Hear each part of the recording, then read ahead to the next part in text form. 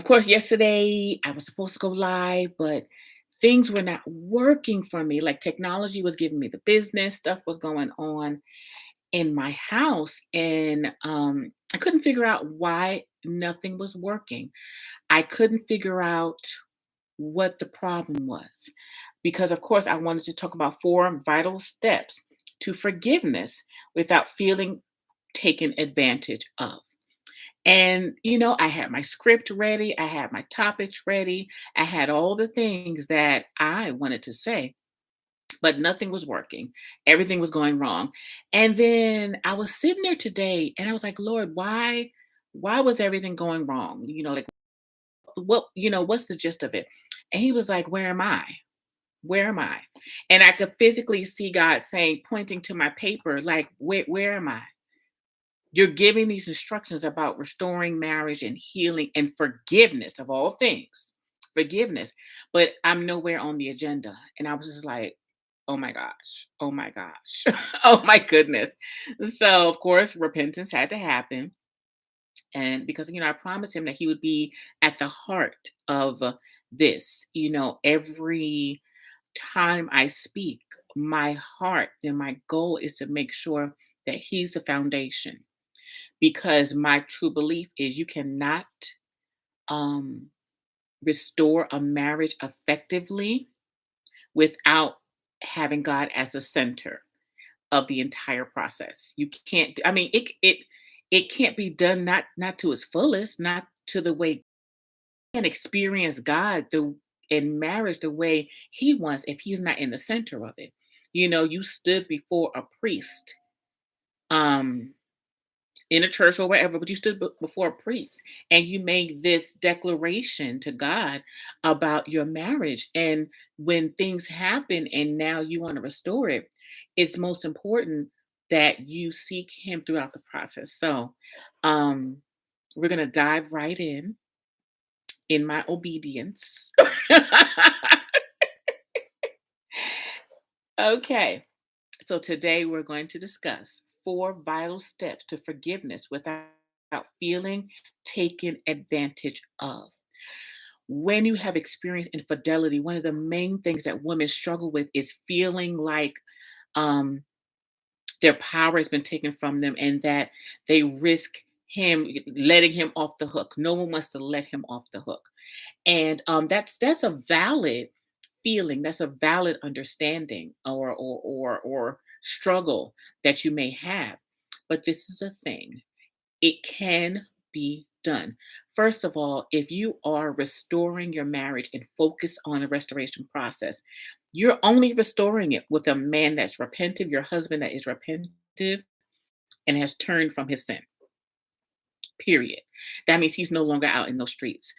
That means he is now committed to doing what's necessary to rebuild the marriage stronger than what it was before. Okay. So now he's focused on God. Now he's building. Now he's pouring everything that he can into the marriage. But that doesn't erase your pain. That doesn't erase your trauma. That doesn't erase the struggle that the enemy is going to constantly try to bombard your thoughts with. Okay. So you want to make sure that you, number one, you don't play games with when you commit. You can't go back and forth. You can't be on the fence. You can't teeter and totter back and forth saying, well, one minute I'm staying, the next minute I'm going. You can't do that. If you're committed to the relationship and rebuilding, you have to be 100% committed to the relationship. Now, does that mean that mentally that you're going to always want to? No, that's not what that means. You're still going to have struggles. You're still going to have to retrain or reprogram your mind to not think about the what's happened and not to allow the enemy to bombard you with thoughts that will pull you from your marriage. You're going to have to reprogram yourself to do that. But you can't be on the fence. On Monday, you can't say I'm committed to the marriage, and then on Tuesday say you're packing your bags because that's instability. That's not really in it to win it. Okay. Of course, if you're frustrated, if you're mad, you need to go through the healing process, and that's also on my list of things. But you have to be committed, be all in. Make sure that you're actually going to do the things that you say you're going to do. Don't play games with this. Okay. Be in it. Get off the fence and do what you're supposed to do. Okay. Number two, give your marriage back to God and trust the process. You've got to trust that God is in control. You've got to trust that your husband is now diligently seeking God. He knows what he's doing. God knows what he is doing. He that Part of the process is sometimes you're going to be frustrated. You're going to have tough conversations. You're going to have to be willing to be vulnerable before God and be honest, which is number three. You have to be honest with God about where you are emotionally and spiritually. When you go through infidelity, um, so many women are scared to admit that they're now not trusting God, that their faith is shaking, that they'll say things like, God, why did you let this happen to me? But you gotta be honest with God about this. He already knows you're thinking that. He already knows you're feeling that. He already knows you're struggling. But in order for your process of healing to begin, you have to be fully honest about where you are. It's kind of like if your arm is broken and you're pretending like, oh, it's not broken, oh, it's not broken, oh, it's not broken. And you're walking around with this arm that's clearly broken, but you're like, well, no, it's not broken. It's just, it's just a little numb, or it's just a little fracture or something like that. You won't properly seek the healing and do the things needed so that it can be healed the way it needs to and restored the way it needs to be restored. You won't properly seek that until you acknowledge your arm is broken. Same thing with your heart. When your heart is broken, it's important for you to actually go to God and be honest about where you are mentally and spiritually. If you feel at this moment you can't trust God, be honest about it. Because then you can go through the process of, Lord, what can I do to get back with you? Because God did not fail you. First of all, he can't. Your husband failed the marriage. Your husband failed. It wasn't God. Part of the thing is the wonderful thing about God is he gives us free will. He wants you to choose what's right. So you can choose bad, you can choose what's wrong, but God wants you to choose what's right. God's a loving God and he's a gentle God, and he won't manhandle you into doing what's right. You know, so it's not that God um fell short, your husband did. But you still have to be honest about these thoughts that you're having. You have to be honest with God about where you are. And like I said in step number two, you have to give your marriage fully back to God. You have to fully throw yourself into God. I give this to you. What can I do? Show me what to do. Show me what to say. Teach me through this. You have to rely on Him 100% to give you total guidance to restore and rebuild. Okay? Because if not, you risk rebuilding out of fear and trying to overcompensate for what's happened, meaning you're trying to control and manipulate every step, um checking his phone, doing a whole lot of things that are probably God's job or a professional's job. Okay, so give your marriage back to God fully. Trust the process. Trust that God, when you surrender, because of the best marriage you can have is where two people are surrendered to God, period. Because when you're surrendered to God, you're going to obey, you're going to do what you're supposed to do. So, don't play games with this. Give your marriage to God. Be honest with God about where you are. And four, be intentional about your healing process. One of the worst things I've ever heard someone say is time heals all wounds. It does not. Time does not heal anything. Anything. Okay. It will be disjointed. It won't heal properly. It make it an infection. You have a sore. These are the things that'll happen. You will Resentment will build, bitterness will build, um, anger. You'll be consumed with anger, grief, depression. You have to be intentional about making sure that you are going through the healing process, not ignoring what was done to you, because that's another avenue that women sometimes take. They just suppress all of their feelings and act like nothing has happened. No, you need to address what's happened. You need to get help. You need to work with a trained professional that specializes in infidelity recovery. You need someone who knows how to handle the moments when you want to leave again, those moments when you're struggling with the toxic thoughts, how to eliminate those toxic thoughts. You need someone faith based. And there's a lot of professionals out there that don't mix coaching, counseling, therapy with God.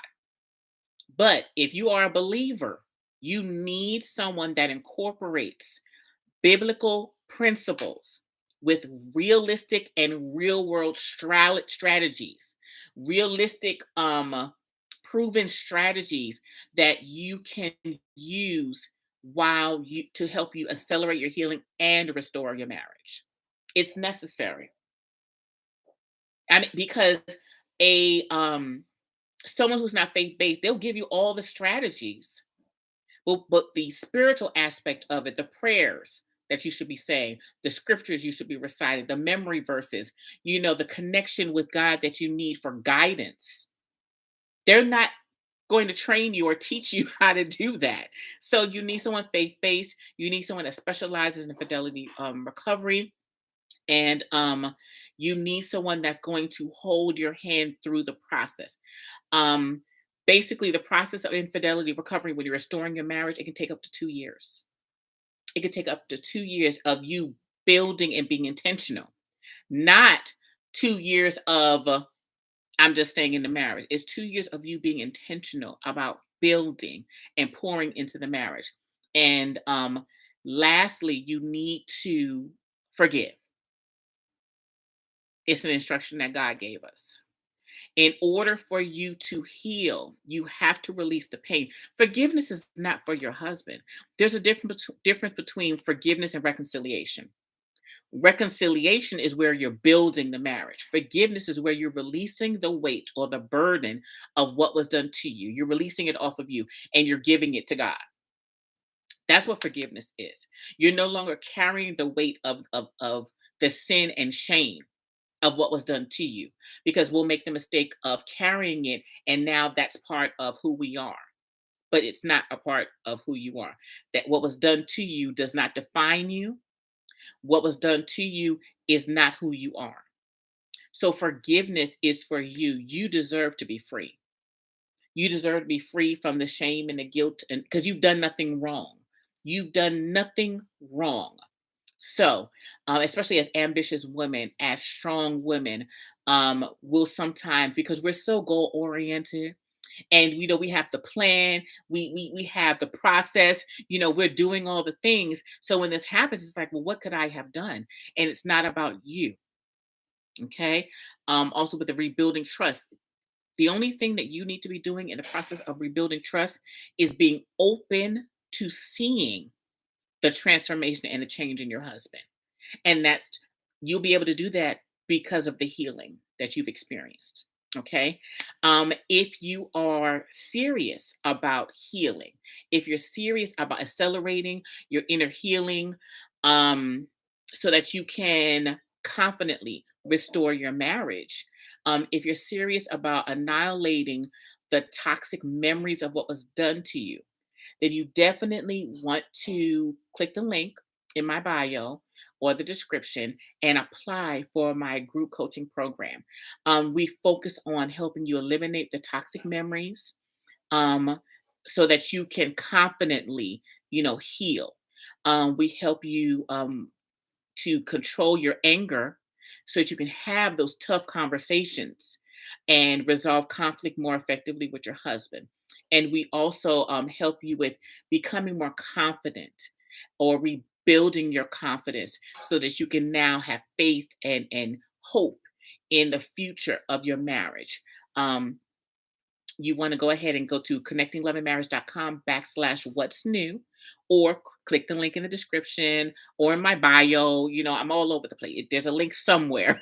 Go ahead and click it and apply, because I'd love to chat with you and to see if you're a good fit for the program, to see if your situation is something that I can help you with. Okay. So in case you don't know, I'm Arrettres Hollins, the founder of Connecting Love and Marriage. Um, I specialize in helping women accelerate their inner healing from infidelity. so they can so they can experience peace, constant peace, and confidently restore their marriage.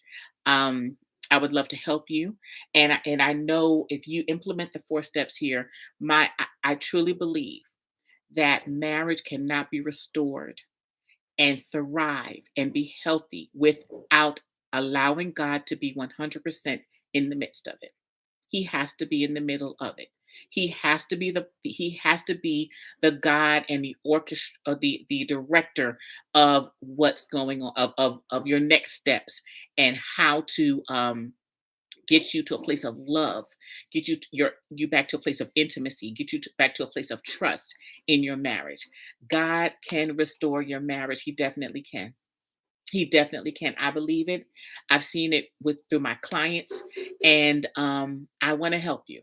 So if you're ready, only if you're ready, because I don't deal with on the fence people. Okay. If you're ready and you're serious, go ahead to connectingloveandmarriage.com/what's new, WHATSNEW, and apply to work with me and check out my programs that are there. Okay. Love you. Hope you have an amazing evening. Bye.